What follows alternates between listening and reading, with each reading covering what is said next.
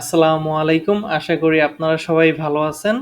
তো আজকের টিউটোরিয়াল পার্টে আমি আপনাদের দেখাবো কিভাবে একটা সাইটকে একটা হোস্টিং থেকে বা সার্ভার থেকে আরেকটা হোস্টিং বা সার্ভারে খুব ইজিলি ভাবে মাইগ্রেট বা ট্রান্সফার করে নিতে পারেন।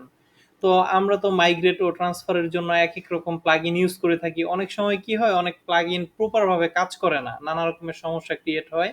তো আজকে আমি যেটা দেখাবো সেটা হচ্ছে সার্ভার বেস কাজ করে। তো আপনার এখানে ডাউনলোডেরও কোনো ঝামেলা নাই, আপলোডেরও কোনো ঝামেলা নাই, ঠিক আছে? তো আমরা আমাদের ওয়ার্ডপ্রেস ড্যাশবোর্ডে চলে যাই। তো এটা হচ্ছে আমার একটা সাব ডিরেক্টরি আর কি। তো এটার মধ্যে একটা ওয়েবসাইট করা আছে, তো আমরা সাইটটা একটু ভিজিট করি।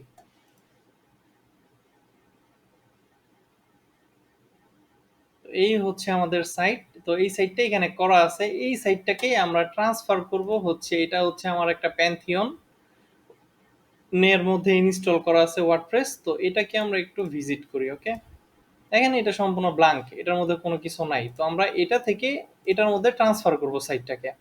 তো তার জন্য আমরা কি করব, প্রথমে আমার ওয়ার্ডপ্রেস ড্যাশবোর্ডে চলে আসি, আমার ডিরেক্টরিটায় চলে আসলাম, আসার পরে প্লাগইনসে যে ইনস্টল প্লাগইনে চলে যাই, দেন এখান থেকে অ্যাড নিউ করে দেই। পরে এখানে আমরা একটু সার্চ করি, MIGRATION মাইগ্রেশন লিখলাম। ওকে,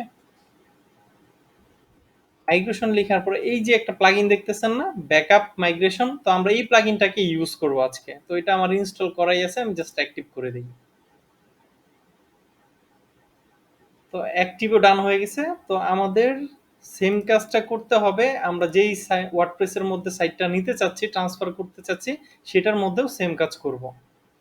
প্লাগইনে যাই, ইনস্টল প্লাগইনে যাই এবং সেম প্লাগইনটাকে ইনস্টল করি এখানেও।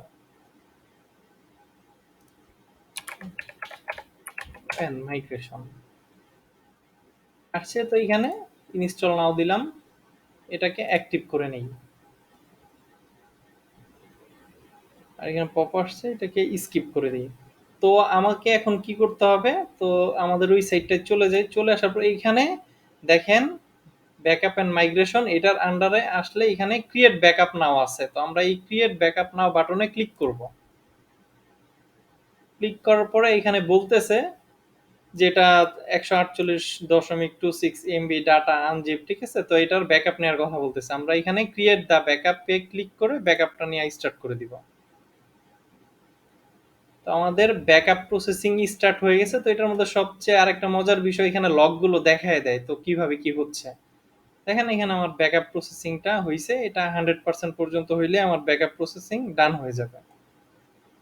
ব্যাকআপ হচ্ছে, একটু ওয়েট করতে হবে। ব্যাকআপ ডান। তো তারা কি করছে, ব্যাকআপের পরে এখানে কি করছে, আমাকে একটা লিঙ্ক দিয়ে দিছে।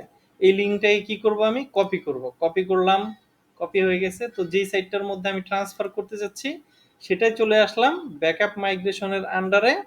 এখানে যদি আসি, ক্রিয়েট ব্যাকআপ নাও, এখানে অর ক্রিয়েট অটোমেটিক আছে, এগুলো আমাদের কোনো কিছুর প্রয়োজন নাই। ম্যানেজ অ্যান্ড রিস্টোর ব্যাকআপ আছে, এখানে চলে যাই। চলে আসার পরে দেখেন এখানে সুপার কুইক মাইগ্রেশন লেখা আছে, এটার মধ্যে ক্লিক করি। ক্লিক করার পরে এইখানে আমরা ইউআরএলটা কি করব, পেস্ট করে দিব। পেস্ট করে দিয়ে রিস্টোর নাও ক্লিক করব। করার পরে yes I understand that I am sound in mind, এটাকে টিক মার্ক দিয়ে দিব, দিয়ে স্টার্ট রেকর্ডিং এ ক্লিক করে দিব। তো এখানেও আমাদের রিস্টোরিং প্রসেস স্টার্ট হয়ে গেছে। তো এখানে লগগুলো দেখাচ্ছে, আমাদের একটু ওয়েট করতে হবে।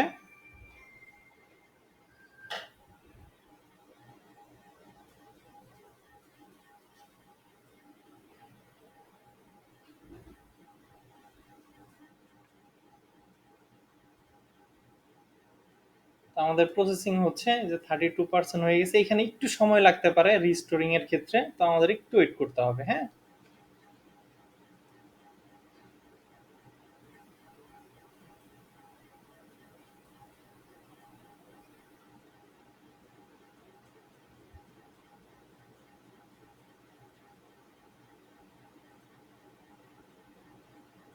কমপ্লিট, আমাদের রিস্টোর সাকসেসফুলি হয়ে গেছে। তো এটাকে আমরা কি করি, ক্লোজ করে দিই। দেখেন এটা হচ্ছে আমার ওই প্যান্থিয়নের ইউআরএল। এই যে আমার সাইটটা কি হয়েছে এখানে দেখছেন, সুন্দর সেম ভাবে চলে আসছে না? তো এইভাবে আমরা খুব ইজিলি আপনারা কি করতে পারেন, একটা ওয়েবসাইটকে একটা হোস্টিং থেকে বা একটা ডোমেন থেকে আরেকটা ডোমেনে ইজিলি মাইগ্রেট করে ফেলতে পারেন। তো আজকের টিউটোরিয়ালটা এই পর্যন্তই। সবাই ভালো থাকবেন। আসসালামু আলাইকুম।